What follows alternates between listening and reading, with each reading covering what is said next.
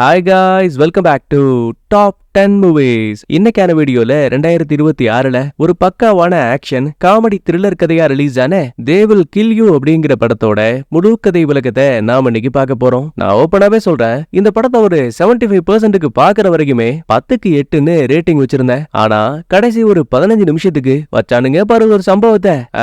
சந்தேகமே இல்லையே, 10க்கு 10 நான் முடிவு பண்ணிட்டேங்க. ஏன்னா அந்த அளவுக்கு கிளைமேக்ஸ்ல ஒரு பெரிய சம்பவத்தை பண்ணி வச்சிருக்கானுங்க. சரி போனது போகட்டும், நான் எதையும் ஸ்பாயிலர் பண்ண விரும்பல. இப்ப படத்தோட ஒன்லைன் என்ன அப்படின்னா, நியூயார்க்ல இருக்கக்கூடிய வேர்ஜில் அப்படின்னு ஒரு பெரிய ஹோட்டல், மாளிகை, அரண்மனை எப்படி வேணா வச்சுக்கலாம், அந்த மாதிரி ஒரு மிகப்பெரிய இடம். அங்க நம்ம கதையோட ஹீரோயினான ஏசியா ஒரு வேலைக்காரி வேலைக்காக போறாங்க.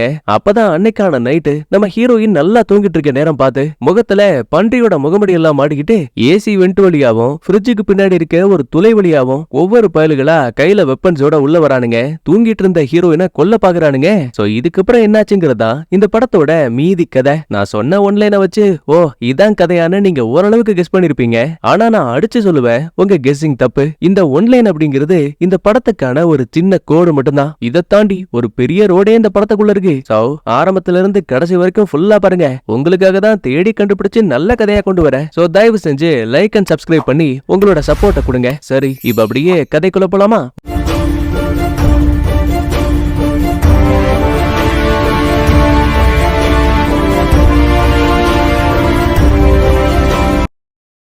ஓப்பனிங் சீன்லயே ஒரு சின்ன கடையை காட்டுறாங்க. அதுக்குள்ள வீட்டுக்கு தேவையான திங்ஸ் இருக்கு இல்லையா, அதெல்லாம் விற்பனைக்குன்னு போர்டு வச்சிருக்காங்க. கூடவே ஒரு சின்ன வேர்டிங்ஸும் பிளே ஆகுது. அதாவது ஏழைகள் பணக்காரங்களுக்கு கொடுக்குறாங்க அப்படின்னா இத பார்த்து சைடு வாக்குல சாத்தான் சிரிக்குமா. இதை காட்டி முடிச்சதுக்கு அப்புறமா நம்ம கதையோட ஹீரோயின் அவளோட தங்கச்சியான மரியாவை காட்டுறாங்க. ஹீரோயினோட முகத்துல சின்ன சின்ன காயங்கள் வேற இருக்கு. அதுக்கப்புறம் ரெண்டு பேரும் இந்த இடத்த விட்டு பக்கத்துல இருக்க ஒரு சூப்பர் மார்க்கெட்டுக்கு வராங்க. மரியாவுக்கு அங்க இருக்க சாக்லேட் பாக்ஸ் ரொம்ப பிடிச்சு போயிடுது. சாப்பிடலாமே எடுக்கும் போது ஹீரோயின் வேணான்னு தடுக்கிறாங்க.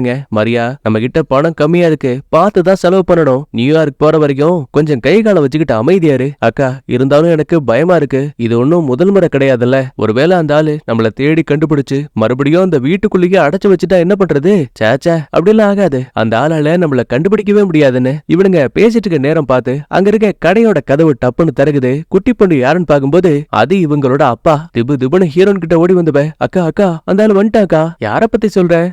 நம்ம அப்பா தான். இவங்க ஒரு பக்கத்துல பயத்துல ஒண்டிட்டு இருக்கானுங்க. வந்தவன் கடைக்கார லேடி கிட்ட, ரெண்டு பொண்ணுங்க இந்த கடைக்குள்ள வந்தாங்களே, அவங்க எங்கன்னு கேப்பான். குந்தாணி கிளவி தோ பின்னாடிதான் இருக்காங்கன்னு கோத்து விட்டுருவாங்க. செல்ல குட்டிங்களா, எனக்கு தெரியும் அம்மா இறந்து போனதுல இருந்து நீங்க ரொம்ப வருத்தமா இருக்கீங்க. நானும் உங்ககிட்ட ஒரு சில நேரங்கள்ல கோபமா நடந்திருக்கேன். ஆனா அதெல்லாம் பெருசா எடுத்துக்க கூடாதுமா. ஏன்னா நம்ம எல்லாம் ஃபேமிலி, என்னானாலும் ஒன்னாதான் இருக்கணும்னு வாழப்போன மாதிரி பேசுறான் மேடம். ஹீரோயினும் மரியாவும் இவன் பேசின எதையுமே கண்டுக்கலையே. கதவை திறந்துகிட்டு திபு திபுன்னு அங்கிருந்து ஓட ஆரம்பிக்கிறாங்க. ஏய், ஓடனா மட்டும் உன்னை விட்டுருவனா? வரேன் பாருன்னு பின்னாடியே துரத்தி வருவான். வந்த நைனா சும்மா வரலங்க, கூட உதவிக்காக ஒரு அல்லக்கைய கூட்டு வந்திருக்கான். அவன் காரை கொண்டாந்து குறுக்க நிறுத்த, என்ன ஏசியா, உன்னால இதுக்கு மேல தப்பிக்க முடியும்னு நினைக்கிறியா? ஒழுங்கா வீட்டுக்கு வாங்க, அந்த நரகத்திலேயே தான் நீங்க சாக போறீங்க. இந்த முறை அதுக்கெல்லாம் வாய்ப்பே கிடையாதுன்னு மறைச்சு வச்சிருந்த துப்பாக்கிய படார்னு ஹீரோயின் எடுப்பாங்க. நைனா சிரிக்கிறான். என்ன பண்ணிட்டு இருக்க? உங்க அப்பாவையே நீ சுட்டு கொல்ல போறியா? உன்னால அது முடியாது, ஒழுங்கா என்கிட்ட வான. இவன் பிடிக்கலாமேன்னு கிட்ட வரும்போது படார்னு ஹீரோயின் ட்ரிகர் அழுத்திட்டாங்க. கார்ல வந்த அல்லக்கையோ அரண்டு நிக்கிறான். நைனா இன்னும் முழுசா சாகல. மரியாவோட காலை பிடிச்சுப்பான். சரி மறுபடியும் சுடலாமே நினைக்கும் போது கரெக்டா அந்த இடத்துக்கு துப்பாக்கி சுடுற சவுண்ட் கேட்டு போலீஸ்லாம் வந்துட்டானுங்க. கண்டிப்பா இங்க இருந்தா பஞ்சாயத்தா போயிடும்னு மரியாவை பத்தி துளி கூட கவலை இல்லாம நம்ம ஹீரோயின் அங்க இருந்து தெரிச்சு ஓடுவாங்க. கையில இருந்த கண்ணையும் பாதியிலேயே தூக்கி போட்டுருவா. இந்த ஒரு காரணத்தாலேயே மரியாவுக்கு ஹீரோயின் மேல ஒரு சின்ன வெறுப்பு உருவாகுது. இந்த சம்பவங்கள் நடந்து சரியா 10 ஆண்டுகளுக்கு பிறகு நியூயார்க்ல வேர்ஜில் அப்படின்னு ஒரு பெரிய கட்டடத்தை காட்டுறாங்க. பணக்காரங்க மட்டுமே தங்கக்கூடிய ஒரு மிகப்பெரிய ஹோட்டல் இது. இப்ப அந்த இடத்துக்கு நம்ம ஹீரோயின் வந்திருக்காங்க. ஆக்சுவலி இந்த வாசல் கதவுலயே ரொம்ப வித்தியாசமான பழங்கால படங்கள் வரையப்பட்டிருக்கு. மேல பாருங்க, ஒரு சாத்தானோட சிம்பிளும் இருக்கு. ஆனா ஒரு ஹோட்டல்ல எதுக்கு இந்த மாதிரியான அடையாளங்கள் இருக்கு? தலகால் புரியாத ஹீரோயினும் குழப்பத்தோடயே அங்க இருக்க காலிங் பெல் அழுத்துவாங்க. லில்லின்னு ஒரு அம்மா கதவை திறக்கிறாங்க. இங்க இருக்க வேலைக்காரங்களை கண்ட்ரோல் பண்றது இந்த அம்மா தான். யாருமா நீ? இல்ல, கொஞ்ச நாளைக்கு முன்னாடி நான் ஒரு சின்ன இன்டர்வியூ அட்டென்ட் பண்ணேன். இன்னைக்கு தான் வேலைக்காரி வேலைக்காக என்ன வர சொன்னாங்க. என்னோட பேரு எசபெல்னு பேரையே மாத்தி சொல்றாங்க. ஆனா இதுக்காக பேரை மாத்தி சொல்றாங்கிறது தெளிவா தெரியல. அதுக்கப்புறம் அந்த லில்லியும் ஐடியா வாங்கி செக் பண்ணிட்டு ஹீரோயினை உள்ள கூட்டிட்டு போறாங்க. ஒரு சின்ன காடை அங்க இருக்க மிஷின்ல வச்சதுமே 3-4 சேஃப்டி லாக் அந்த மெயின் டோரையே லாக் பண்ணுது. ஹீரோயின் இதை பார்த்து ஷாக் ஆக பக்கத்துல இருக்க லில்லியும், பயப்படாதமா, 100 வருடங்களுக்கு முன்னாடி இந்த இடம் கொலை பண்ணக்கூடியவங்களோட கோட்டையா இருந்தது. கண்ணு வைக்கிற நேரத்துல படார்னு திருடிட்டு போயிடுவானுங்க, அப்பாவியான மக்களையுமே கொன்னுட்டு போயிடுவானுங்க. அந்த காரணத்தாலேயே எதிர்காலத்துல இந்த இடத்துக்கு இவ்வளவு பாதுகாப்பு. ஏன்னா வரக்கூடிய கெஸ்டும் அதுக்கேத்த மாதிரி கோடியில பொருளக்கூடியவங்க. அங்க இருக்க ஜெசிங்கிற லேடி, அந்த அம்மா ஒரு பெரிய பணக்காரங்க தான். இருந்தாலும் ஹீரோனை பார்த்துட்டு, என்னமா மழையில நனைஞ்சு போயிருக்க, இந்த போத்திக்கோன்னு தன்னோட ஜாக்கெட்டை கொடுக்குறாங்க. இல்ல பரவாயில்ல, அட இருக்கட்டுமா, இது எனக்கு அப்புறமா கூடவே பக்கத்துல உட்கார்ந்து இருக்க தாத்தாவும் பாட்டியும், ஏமா நீ எங்க கிட்ட இருந்து எதையோ ஒண்ண மறைக்கிற போலயே, உன் கண்ணுல எங்களால அதை பார்க்க முடியுதுங்கிறாங்க. அட போயா பைத்தியம் சொல்லிட்டு லில்லி ஹீரோயினை அங்க இருக்க முதல் தளத்துக்கு கூட்டிட்டு வராங்க. 1 இல்ல 2 இல்ல, கிட்டத்தட்ட 30க்கும் மேற்பட்ட வேலைக்காரங்க இங்க இருக்காங்க. சரி, பெரிய ஹோட்டலாச்சே, இங்க இவ்வளவு பேர் இருக்கிறதுல ஆச்சரியம் இல்லன்னு யதார்த்தமா எட்டி பார்க்கும்போது உள்ள வேலைக்காரங்க ஏதோ இவங்க சொந்த வீடு மாதிரி டைனிங் டேபிள்ல சரக்கு சாப்பாடுன்னு ஜெகஜோதியா வாழ்ந்துட்டு இருக்கானுங்க. மேடம், உள்ள என்ன நடக்குது? அதுவாமா, இன்னைக்கு இங்க இருக்க வேலைக்காரங்கள ஒருத்தருக்கு ஒரு பெரிய வெகுமதி ஒண்ணு கிடைக்க போகுது, அதாவது பரிசு. அதத்தான் இங்க இருக்க மத்த எல்லாரும் கொண்டாடிட்டு இருக்காங்க. இது எங்களோட பாரம்பரியத்துல ஒண்ணு. அப்புறம் இதான் நீ தங்க போற அரன்னு டோர் மேல காடை வைக்கும் போது உள்ள இருந்து ஒரு தொப்பிக்கார வெளியில வரான். இந்த ஆளோட பேரு பெஞ்சமின், லில்லியோட புருஷன். யோ, இங்க என்னையா பண்ற? உன்னை இந்த மாதிரி புது கெஸ்டோட அறைக்குள்ள போக கூடாதுன்னு சொல்லிருக்கல, குப்பையை யாரும் கொப்பனா கிளீன் பண்ணுவான், அதுக்கு தாண்டி வந்தேன். சரி பார்த்து போங்க டார்லிங், ஐ லவ் யூ. நான் இதெல்லாம் உங்ககிட்ட கேட்டனா? சர்தாம் போடி பண்ணி மூஞ்சின்னு திட்டிட்டு அந்த பையன் ஒரு பக்கத்துல கிளம்பிட்டான். அதுக்கப்புறம் உள்ள வந்த லில்லி சோஃபா சீட்டு பெட்டுக்கு அடியிலன்னு எல்லாத்தையும் செக் பண்ணி பார்த்துட்டு, எல்லாம் ஓகேவா தான் இருக்கு, இந்த பாருமா, சந்தேகப்படும்படியா ஏதாவது உன் கண்ணுக்கு மாட்டுச்சு அப்படின்னா பயப்படாத, என்கிட்ட கூப்பிட்டு சொல்லு, என்ன இதுன்னு நான் பாத்துக்கிறேன். இதெல்லாம் பேசி முடிச்சிட்டு லில்லி அங்க இருந்து போனதுக்கு அப்புறமா படார்னு ஹீரோயின் கதவை லாக் பண்றாங்க. சந்தேகத்தோடய அந்த அம்மாவை டோர் வழியா பார்த்துட்டு தான் பெட்டியை சேஃபா அங்க இருக்க அலமாரிக்குள்ள வச்சுட்டு ஜம்முன்னு குளிக்க போயிடுவாங்க. அப்ப சுடுதண்ணியோட அனல் காத்தால அங்க இருக்க முகம் பாக்குற கண்ணாடியில ஒரு சின்ன வேர்டிங்ஸ் ஒன்னு தெரிய ஆரம்பிக்குது. அதுல they will kill you, அதாவது அவங்க உன்னை கொல்ல போறாங்க அப்படின்னு போட்டிருக்கு. லாஸ்டா உள்ள வந்துட்டு போனது பெஞ்சமின் தானே, சோ கண்டிப்பா அவன் தான் இந்த விஷயத்த மென்ஷன் பண்ணிருப்பான் போல. ஆனா பாவம், ஹீரோயின் குளிச்சுட்டு வெளியில வரதுக்குள்ளேயே எழுதி இருந்த மொத்தமும் அழிஞ்சு போயிடுது. அடுத்து தூங்கலாமேன்னு போகும்போது இவளுக்கு ஏதோ ஒரு வித்தியாசமான சத்தம் கேக்குது. ஒரு சந்தேகத்துல அங்க இருக்க ஏசி வெண்டுக்குள்ள லைட்டர் வச்சு பாக்கும்போது படார்னு நெருப்பு அணைஞ்சு போகுது. பயத்துல நம்மால துப்புன்னு கீழே விழுந்துருவா. ஒரு குழப்பத்துல வெளியில கதவை திறந்து வரும்போது அங்க இருந்த லைட்ஸ் எல்லாம் ஒன் பை ஒன்னு ஆஃப் ஆயிட்டு சிகப்பு நிறமா மாறுது. பின்னாடி பாத்தீங்களா, அடையாளம் தெரியாத ஒரு ஆளு அந்த பக்கமும் இந்த பக்கமும் ஓடிட்டு இருக்கான். இத கண்டும் காணாத ஹீரோயினும், சரி புது இடம் நமக்கு எதுக்கு வம்புன்னு நேரா அறைக்குள்ள வந்து கதவை யாரும் திறக்க முடியாத மாதிரி ஒரு சேரை கைப்பிடியோட சேர்த்து அண்டை கொடுத்து மொத்தமா லாக் பண்ணிட்டா. ஆரம்பத்துல ஏசி வெண்டுக்குள்ள ஏதாவது இருக்குமோன்னு பயந்தவன் ஒரு கட்டத்துக்கு மேல தூக்கத்தை கண்ட்ரோல் பண்ண முடியாம நல்லா தூங்கி போயிடுவா.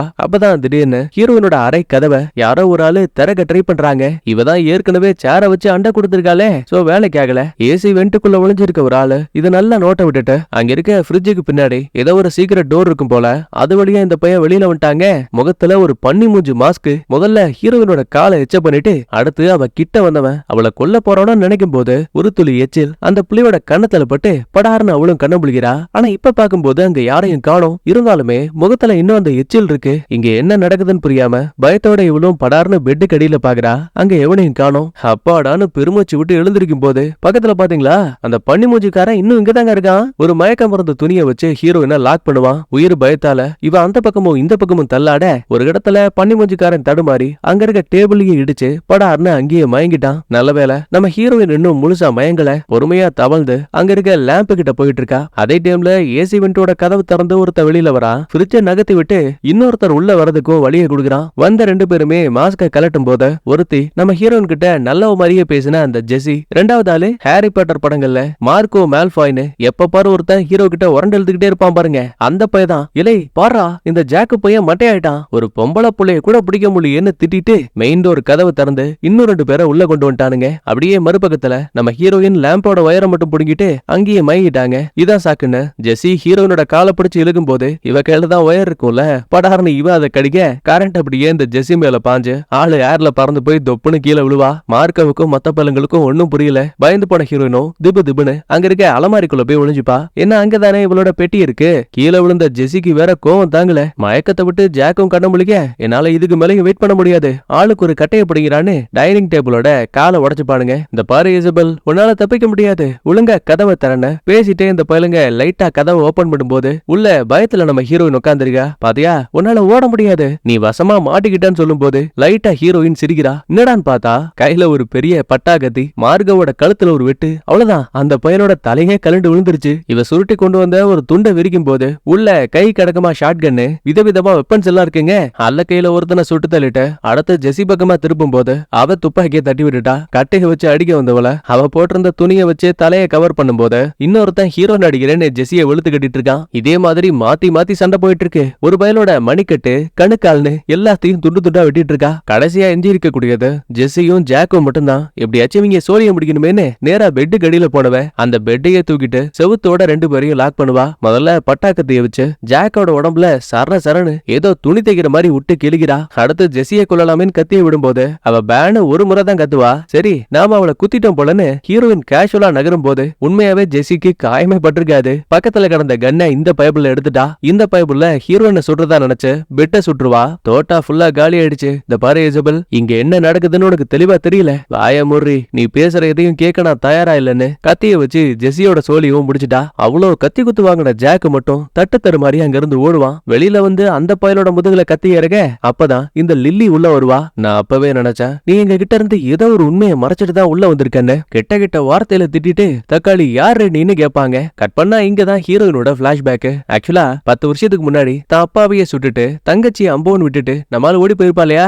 ஆக்சுவலா அவ அந்த டைம்ல தப்பிக்கவே இல்ல. போலீஸ்காரங்க வளைச்சு புடிச்சிருக்காங்க. கிட்டத்தட்ட 9.5 ஆண்டுகளுக்கு நம்ம ஹீரோயின் ஜெயிலுக்குள்ளதான் இருந்திருக்கா. தங்கச்சியை இழந்துட்டோமேங்கிற வேதனையாலேயே ஜெயிலுக்குள்ளேயே ஒரு முரட்டுத்தனமான பொண்ணா மாறி இருக்கா. தாங்கிட்ட யாரு உதவின்னு கேட்டு வந்தாலும் சரி 10-20 பேரா இருந்தாலும் தனியால எதிர்த்து சண்டை போட ஆரம்பிச்சிருக்கா. இந்த டைம்ல தான் ஒரு பரட்ட முடிக்காரன், இவன் ஒரு டிடெக்டிவ், ஹீரோயினால வேலைக்கு வைக்கப்பட்ட ஒரு ஆளு. அதாவது 10 வருஷத்துக்கு முன்னாடி விட்டுட்டு போன இவளோட தங்கச்சி அந்த மரியா இருக்கா இல்லையா, அவளை பத்தி விசாரிக்கிறதுக்காக தான் இவனை வேலைக்கே வச்சிருப்பா. வந்தவன் மரியாவோட போட்டோவை காட்டிட்டு இந்த பாரு 2 வருஷத்துக்கு முன்னாடி உங்க அப்பா கேன்சர் நோயால இறந்து போயிருக்காரு. அதுக்கப்புறம் தான் வாழ்க்கையை காப்பாத்திக்கணுமேன்னு சொல்லிட்டு ஒரு நல்ல வேலையை தேடி அலையும் போது தி வெர்ஜில் அப்படிங்கிற பணக்காரங்களோட ஹோட்டலுக்கு உன் தங்கச்சி வேலைக்கு போயிருக்கா. ஆனா அந்த ஹோட்டலை பத்தி பல வதந்திகள் இருக்கு. அங்க புதுசா யாரெல்லாம் வேலைக்கு போறாங்களோ அவங்க சில நாட்கள்லயோ சில மாதங்கள்லயோ தொலைஞ்சு போயிட்டுதா தகவல். எனக்கு தெரிஞ்சு கண்டிப்பா அங்க ஏதோ ஒண்ணு தப்பா இருக்கு. ஒருவேளை உனக்கு உன் தங்கச்சியை கண்டுபிடிக்கணும் அப்படின்னா அந்த வெர்ஜில் ஹோட்டலுக்கு இன்னும் சரியா 2-3 நாள்ல எசபெல் அப்படின்னு ஒரு பொண்ணு வேலைக்காக செலக்ட் ஆயிருக்கா.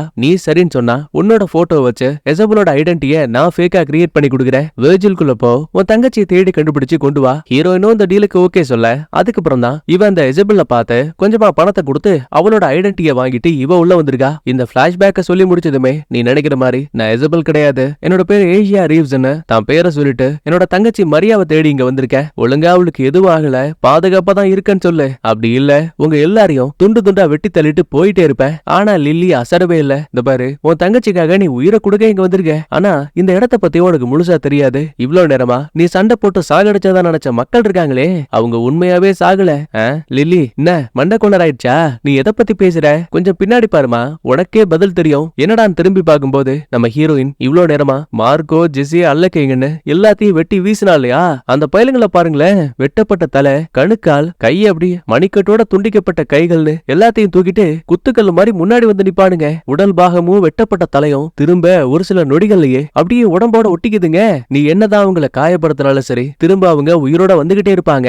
ஏன்னா அவங்களுக்கு சாவுங்கிற ஒன்னே கிடையாது. இப்படி ஒரு சம்பவத்தை பார்த்து நம்ம ஹீரோயினுக்கு மரண பயம். அதே டைம்ல ஒரு கிராப் கட்டிங் பண்ண லேடி உள்ள போந்து முதலாளி அம்மா உங்களுக்காக நான் அந்த புள்ளகிட்ட இருக்க கத்திய வாங்குறேன், எனக்கும் வெகுமதியை கொடுங்கன்னு ஹீரோயின் கிட்ட சண்டைக்கு போவா. அவ பயத்துல கத்திய வயித்துல இருக்க, அம்மா நான் இவளை பிடிச்சிட்டேன் சீக்கிரம் வாங்க வாங்கன்னு வேலைக்காரி கத்துறாங்க. அட போங்கடா பைத்தியங்களான்னு சொல்லிட்டு பயந்து இவ பக்கத்து அறைக்குள்ள ஓடுவா. கதவை லாக் பண்ணிட்டு டேபிள வச்சு அண்டை குடுக்குறா. அப்ப வெளியில இருக்க லில்லிய பாருங்களேன், காயம்பட்ட வேலைக்காரி கிட்ட, ஏமா நீ கண்டிப்பா செத்து போயிருவ, ஆனா உனக்கான வெகுமதி கிடைக்கும். தலைவர்கிட்ட நான் பேசுறேன், ஆனா ஒண்ணு திரும்ப உயிரோட வந்ததுக்கு அப்புறமா புளோர்ல இருக்க ரத்த கரைகளை மட்டும் தொடச்சிருன்னு பைத்தியக்காரி காமெடி பண்ணிட்டு இருக்கா. அடுத்து அறைக்குள்ள வந்த ஹீரோயின் அங்க தனியா கிடையாது, ஒரு குட்டி பையன் இருக்கா. அடியே இங்க அம்மாவை என்னடி பண்ண? அவ உங்க அம்மாவே கிடையாதுடா, வாடா செல்லம் நான் உன்னை காப்பாத்துறேன். முதல்ல ஒன்ன நீ காப்பாத்திக்கொன்னு ஒரு ஸ்க்ரூ டிரைவர் எடுத்து இவன் முதுகுலையே குத்திட்டாங்க. அட பாவி, குழந்தை வடிவத்துல குட்டிச்சாத்தான் இந்தா வச்சுக்கொண்டு மூஞ்சி மேல ஒரு குத்து. வெளியில இருந்து கதவை உடைக்க ட்ரை பண்ணுவானுங்க. இந்த பக்கத்துல நம்மால் ஜன்னல் கண்ணாடியை உடைச்சு எஸ்கேப் ஆகலான்னு பாக்குறான், முடியல. சரி நம்ம ரூம்ல ஃப்ரிட்ஜ் கடியில டோர் இருந்துச்சே அதே மாதிரியே இங்க இருக்கும், இல்லனா ஏசி வெண்ட் வழியா தப்பிக்கலான்னு இவ்வளவு ஒவ்வொரு இடத்தையும் செக் பண்ணுவா. ஆனா எந்த வழியும் ஓபன் ஆகல. அப்பதான் தரையில வித்தியாசமான ஒரு சத்தம் கேக்குது. என்னன்னு புரியாம பிளாங்கெட்டை நகர்த்தி பார்க்கும்போது அங்க ஒரு சீக்ரெட் டோர் இருக்கு. உடனே அதை இருந்து உள்ள வந்தா அது ஒரு சின்ன சுரங்கம். உள்ள வந்த சில நொடிகள்லயே இவளுக்கு முன்னாடி யாரோ வர மாதிரியான சத்தம் கேக்குது. அது வேற யாரும் கிடையாது, இந்த ஜாக் பையதாங்க. கையில வெப்பனோட நம்ம ஹீரோயினை ஒவ்வொரு இடமா தேடி அலைஞ்சிட்டு இருக்கான். உயிருக்கு பயந்து நம்மால அங்க இருக்க ரூஃபுக்கு மேல தொங்கிட்டு இருக்கா. அவன் போனதுமே திரும்ப கீழே இறங்க பொறுமையா சுரங்கத்துக்குள்ள நடந்து நடந்து ரொம்ப தூரம் வந்திருப்பா. அப்ப அவளுக்கு ஒரு வித்தியாசமான சத்தம் கேக்குது. அதாவது லில்லியும் மத்த அல்லக்கைகளும் பேசுற மாதிரி. ஒரு பொண்ணு 5 பேரை அட்டாக் பண்ணிட்டு தப்பிச்சு போயிருக்கா. தலைவர்கிட்ட இதை சொன்னா நமக்கு தான் அசிங்கம். நைட்டுக்குள்ள நாம அவளை பலி கொடுத்தாகணும். உயிரோட அவளை பிடிங்கன்னு பேசிட்டு அங்க இருக்கிற ஒரு சின்ன ராக்கெட் நகர்த்தும் போது பின்னாடி நம்ம ஹீரோயின் நிப்பாங்க. ஏய், நீ இங்கதான் இருக்கிறியா? ஆலவுரா சாமின்னு ஹீரோயின் அங்க இருக்க டோரை லாக் பண்ண வெளியில இருக்க மார்க்கோ பட்டாக்கத்திய ஹீரோயின் நிக்கிற இடத்துல இறங்குவான். உசுருக்கு பயந்து இவன் அங்க எங்கன்னு ஓடும் போது எல்லா சைட்லயும் கத்திய வச்சு குத்துவானுங்க. ஒரு இடத்துல கரெக்டா கத்தி ஹீரோயினோட சுண்டு விரல் கிட்ட இறங்கிருச்சு. பாத்தியா, நகர முடியாம வசமா மாட்டிக்கிட்ட. இதுக்கு பேசாம ஓடாமையே இருந்திருக்கலாம்ல. அப்ப கூட ஹீரோயின் தான் வலியெல்லாம் பொறுத்துக்கிட்டு மாட்டியிருக்க கைய கத்தியில இருந்து படார்னு உருவிட்டு அங்க இருந்து ஓட ஆரம்பிக்கிறா. இப்ப ஹீரோயினோட கன்னு வேற அந்த ஜெஸி கிட்ட இருக்கு. மார்க்கோவும் ஜெஸியும் ஹீரோயினை துரத்த ஆரம்பிக்கிறாங்க. முதல்ல ஜெஸியோட கையில ஸ்க்ரூ டிரைவரை வச்சு குத்திட்டு அவகிட்ட இருந்த கன்னை வாங்கி படார்னு மண்டை மேல ஒரு ஷாட். பப்பாளி பழத்தை செவுத்துல அடிச்ச மாதிரி அவ கபாலம் எல்லாம் தெரிஞ்சு போயிடுச்சு. சரி, இவ்ளோ பெரிய காயம் பட்டிருக்கே, இப்போ வச்சும் அந்த பைத்தியக்காரி முழுசா இறந்து போயிருப்பான்னு பார்த்தா அதுவும் கிடையாது. தலையே இல்லாம முண்டமா கூட நம்ம ஹீரோயினை துரத்தி வந்துட்டு இருக்கா. ஒரு இடத்துல பாதை ரெண்டா பிரியுது. முட்டா பீஸ் நம்ம ஹீரோயின் எங்க இருக்கான்னு கூட தெரியாம இடது பக்கத்துல திரும்பி போயிட்டு இருக்கா. அப்ப இருட்டுக்குள்ள இருந்து ஒரு கைவழியில வந்து படார்னு ஹீரோயினை பிடிக்குது. அது வேற யாரும் கிடையாது, லில்லியோட புருஷன் பெஞ்சமின். அதே டைம்ல பெஞ்சமினும் அந்த வழியா தான் வருவான். இருந்தாலும் இருட்டுக்குள்ள இருக்க நம்ம ஆளுங்களை அவன் கவனிக்கல. அங்க இருந்து போயிடுவான். யாரியா நீ, எதுக்கே எனக்கு ஹெல்ப் பண்றேன்னு கேட்டா இங்க தாங்க இந்த பெஞ்சமின் ஒரு கதையை சொல்ல ஆரம்பிக்கிறான். சரியா 100 ஆண்டுகளுக்கு முன்னாடி இந்த வேர்ஜில் இருக்கு இல்லையா, இது சாத்தானோட கோயிலா இருந்துச்சான். நானும் என்னோட முன்னோர்களும் தான் சாத்தானை கண்டுபிடிச்சு அவங்க கிட்ட ஒரு ஒப்பந்தம் போட்டோம். அதாவது அடிக்கடி இந்த சாத்தானுக்கு பலி கொடுக்கணுமா. அதுக்கு ஈடா சாத்தான் தன்னோட தலையில அவங்களோட பெயர்கள் எழுதிக்குமா. அந்த மனுஷங்களுக்கு மட்டும் சாகா வரம் கிடைக்குமா. என்னதான் இந்த சாத்தான நாங்க மட்டுமே வழிபட்டாலும் கூட எப்படியோ அந்த விஷயம் பெரிய பெரிய பணக்காரங்களுக்கு தெரிய வந்துச்சு. சோ அவங்களும் கோடி கோடியா பணத்தை கொடுத்து இந்த சாத்தானோட கோயிலை இன்னும் பெருசு பண்ணாங்க.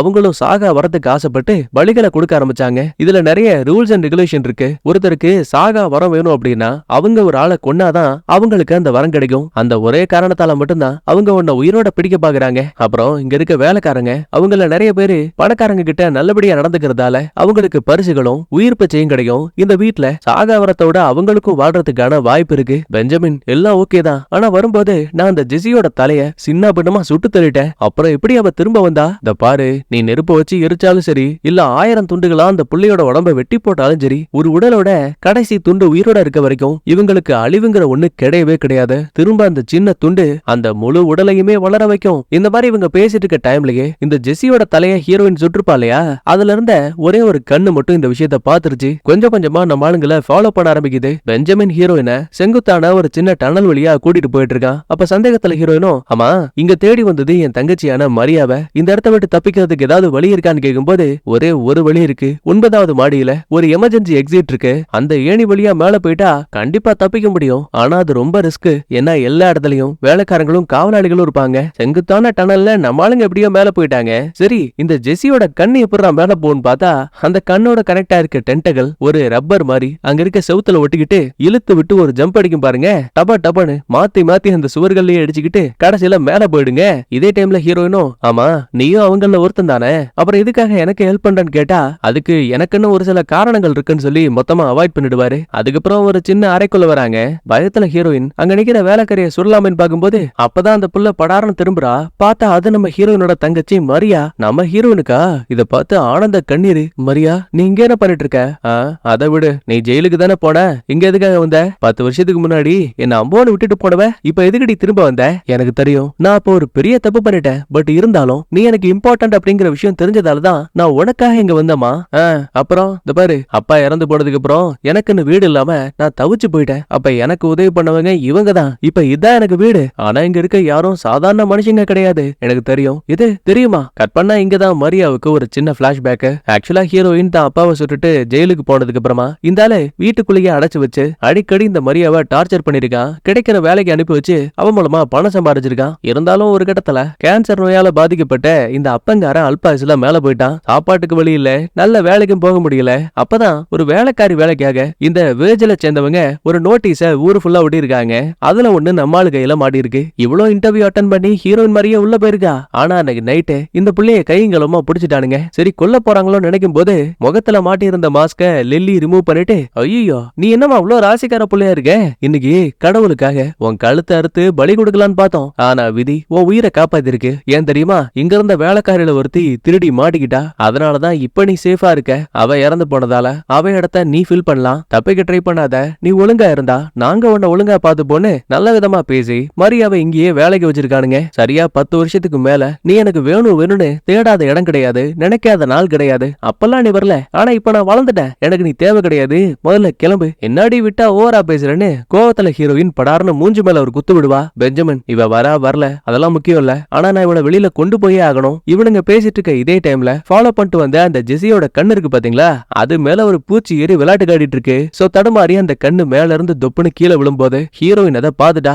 அடி கருமம் புடிச்சவள, எங்களை ஃபாலோ பண்ணிக்கிட்டு இவ்வளவு தூரம் வந்திருக்கியான்னு கண்ணை மொத்தமா நசுக்கி போட்டானுங்க. ஒரு பக்கம் தலையில்லாத ஜெசி மார்கோவை பார்த்து நம்ம ஹீரோயின் 9வது மாடிக்கு தப்பிக்க போறா, சீக்கிரமா அவளை புடிங்கன்னு சைகையிலேயே போட்டு கொடுத்துட்டா. அப்புறம் என்ன, மொத்த அல்லக்கைகளும் நம்ம ஹீரோனை தேடி வந்துருவானுங்க. பெஞ்சமின் தான் உயிரை பணைய வச்சு சாப்பாடெல்லாம் அனுப்புவாங்க இல்லையா, அந்த லிப்ட் வழியா ஹீரோயினையும் மரியாவையும் சேஃபா மேல அனுப்பி வச்சிருவாரு. அடா பாவி, கூட இருந்தே எங்களுக்கு துரோகம் பண்ணிட்டு என்ன. மார்கோ பையன் பெஞ்சமினை லாக் பண்ணிட்டான். கடைசியா ஒரு வாய்ப்பு கொடுங்க, என் புருஷனை எதுவும் பண்ணாதீங்கன்னு லில்லி கெஞ்சுவா. மன்னிச்சிரு. அந்த புள்ளையோட வாயவும் லாக் பண்ணிட்டானுங்க. அப்படியே இந்த பக்கத்துல கிச்சனுக்குள்ள வந்த ஹீரோயின் வெளியில அந்த ஜாக் வர விஷயத்த பார்த்து அங்க இருக்க பாத்திரங்களுக்கு நடுவுல போய் ஒளிஞ்சுப்பா. ஆனா ரொம்ப ஈஸியாவே அந்த பையன் இவ்வளவு பார்த்துட்டான். ஒரு பேன் எடுத்து இவனை அடிக்கலான்னு பார்த்தா ரொம்ப அசால்ட்டா தடுத்துட்டு மூஞ்சி மேலேயே மாங்குன்னு குத்து விடுவான். கடைசியில ஓட வழி இல்லாம தான் தோல்வியை ஒத்துக்கும் போது அந்த பயலோட மண்டையில யாரோ ஒருத்தர் கோடாரி இறங்குறாங்க. வேற யாரா இருக்கும், நம்ம மரியாதான். காயம்பட்டதால நம்ம ஹீரோயின் இதை பார்த்து முடிச்சுட்டு அப்படியே மயங்கி போயிடுவாங்க. அதே டைம்ல லில்லி தான் புருஷன் கூட உட்காந்துக்கிட்டு, ஏங்க ஏன் இப்படி எல்லாம் பண்ணிட்டு இருக்கீங்க, கடவுளை எதிர்த்து நம்மளால எதுவும் பண்ண முடியாது, இவ்வளவு நாளா அமைதியா இருந்தீங்களே, ஏன் இப்ப இந்த வேலை. ஆமா, ஆரம்பத்துல இந்த சாகாவரம் சாத்தான் இதெல்லாம் கேட்கும் போது ரொம்ப சந்தோஷமா இருந்துச்சு. ஆனா காலம் போக போக தினமும் ஒரே வேலையை பார்த்துட்டு இருக்கேன். எனக்கு இந்த வாழ்க்கையே வாழ்ந்து சலிச்சு போச்சு. அதனாலதான் ஒரு அப்பாவி பொண்ணோட உயிரை காப்பாத்தணும்னு நினைச்சேன்.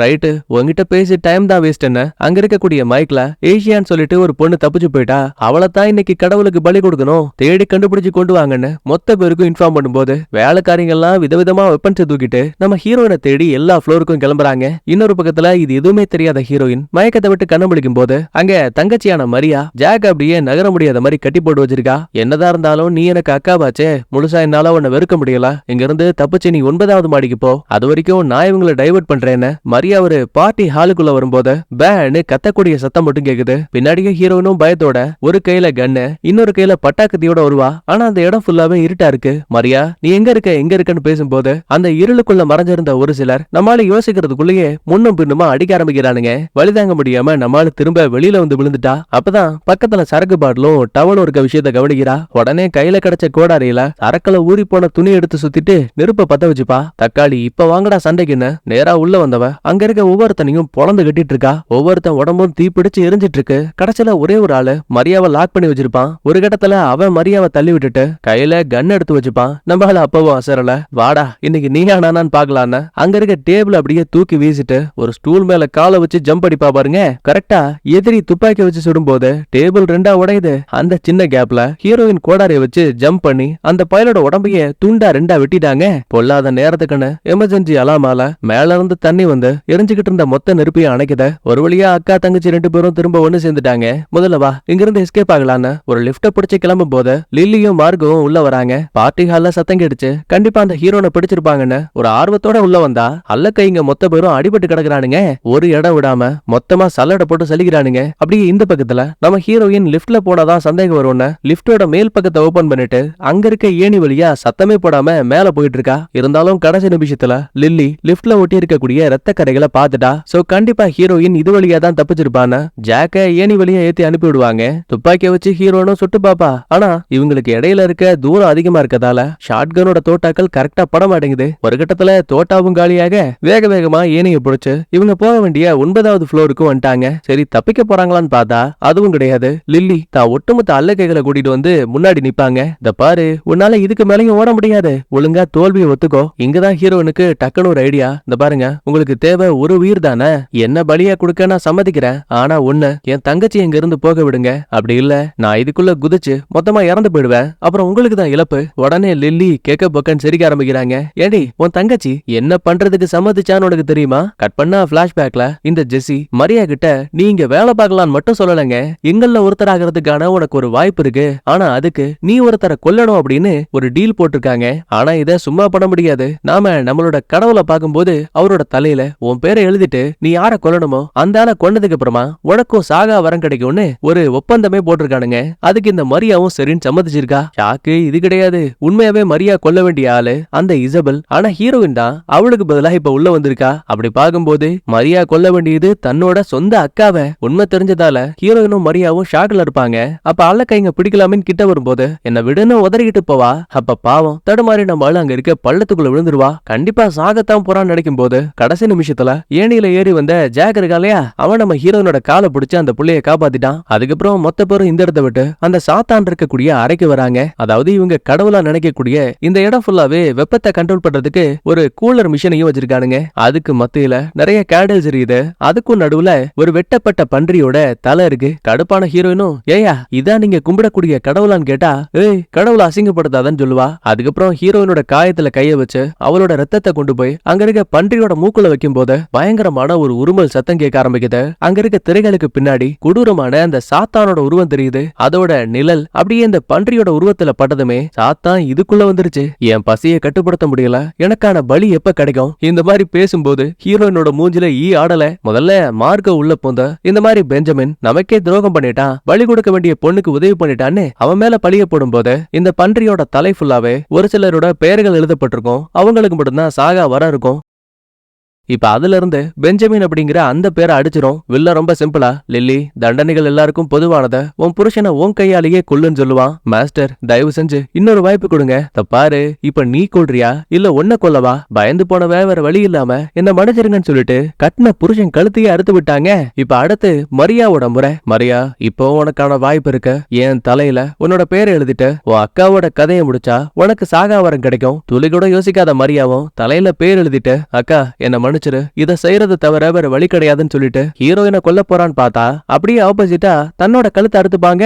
உயிருக்கு போராடிக்கிட்டு இருக்க அந்த டைம்ல என்ன மன்னிச்சிருமா, என்னால உன்னை காப்பாத்த முடியலன்னு ஹீரோயின் ஃபீல் பண்ணுவா. பதிலுக்கு அவளை பாருங்களேன், இதான் உனக்கான கடைசி வாய்ப்பு, மொத்த பேரோட கதையை முடிச்சிட்டு தப்பிச்சிருன்னு சொல்லுவா. சரி எதுக்கடா இப்படி சொல்றான்னு பார்த்தா இங்கதான் ட்விஸ்ட். ஆக்சுவலி மரியா அந்த பன்றியோட தலையில தான் பேரை எழுதலங்க, ஹீரோயினோட பேர் எழுதிட்டு தான் உயிரை விட்டுருக்கா. அப்படி பார்க்கும்போது ஹீரோயினுக்கு இப்ப சாகாவரம் கிடைச்சிருச்சு. தலைவி சும்மா இருப்பாளா? கத்திய கையில் எடுத்தவ முதல் வேலையா பன்றியோட தலையில எழுதப்பட்ட தன்னோட பேர் இருக்கு பாத்தீங்களா, அத மட்டும் பட்டுன்னு அறுத்து அந்த பீஸ் எடுத்து தான் பாக்கெட்ல சேஃபா வச்சுப்பா. இவ உடம்புல ஏற்பட்டிருந்த காயங்கள் எல்லாம் நொடி பொழுதுல குணமாகுது. முதல்ல கத்திய வீச ஜாக்கோட மண்டையில காயம் பட்டு அந்த பைய சுருண்டு விழுந்துட்டான். மீதி இருக்க அல்லக்கைங்க சண்டைக்கு வரும்போது ஒருத்தன் கழுத்துல சங்கிலியை மாட்டி அவனை ஏர்ல தொங்க விட்டு இன்னொருத்தனை அங்க இருக்க கட்டையோட சேர்த்து லாக் பண்ணி வயித்துல ஒரு கொக்கிய மாட்டி விட்டா. இப்ப இவங்க ரெண்டு பேரும் நகர முடியல. மூணாவது ஆளு இந்த மார்கவர்கானே, அவனையும் ரொம்ப அசால்ட்டா அடிச்சு போட்டு உடம்புல ஈட்டி மாதிரி ஒன்ன இறக்கி செவுத்தோட லாக் பண்ணிட்டா. கடைசியில இருக்குது இந்த ஜாக்கு திரும்ப சண்டைக்கு வருவான். மாத்தி மாத்தி சண்டை போடுறதுல அங்க இருந்த